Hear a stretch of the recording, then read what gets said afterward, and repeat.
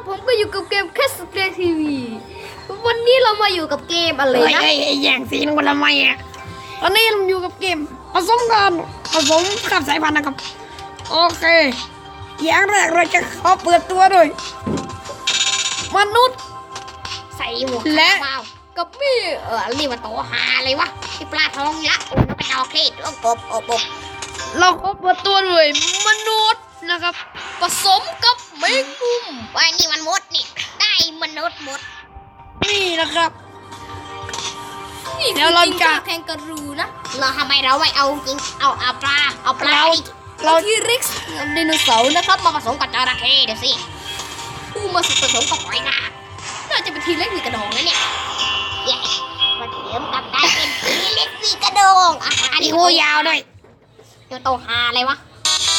นี่มึงจะออกมาได้ไหมเนี่ย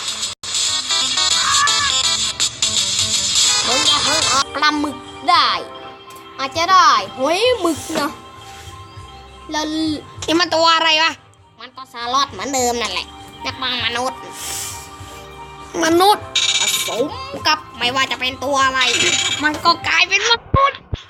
ยืนได้เป็นสัตว์ยืนได้กลายเป็นกระเบนมนุษย์ถ้าเราน่าจะโอ้ยแล้วถ้าเราจะสร้างแบ็คแมนทำไมไม่เอามนุษย์ผสมกับค้างคาวเลยอ่ะใช่หรือเขาว่าจะกลายเป็นมนุษย์มีปีกนะเขาว่าเราไม่เอาละเฮ้ยนี่มันตัวหาอะไรวะฉันเอาก่อนเอามนุษย์อยู่ไหนเขาว่ามันน่าจะฟังเสียงคนไม่ไหวนะค้างคาวเลยแบ็คมันดูนี่เฮ้ยแกเลยแล้วเว้ยนี่เราจะสร้างแบ็คแมนนะครับแบ็คได้เป็นมันแบ็คแมนมันแบ็คแมนนะมึงจะมาแอบตัวนี้จะไหมไอ้ฮันว่าเข้าว่านั้นอ่ะอภิสู้ให้ไอ้อีโน่ดูเถอะเราจะลองเอาหมู vs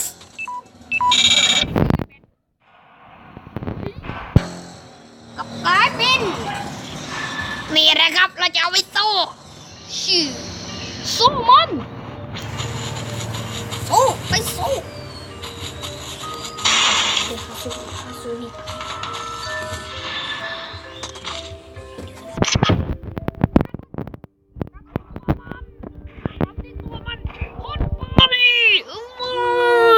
โอเคเคสนี้ก็ขอลาไปแค่นี้ก่อนนะครับเดี๋ยวอย่าพึ่งเราขอปิดด้วย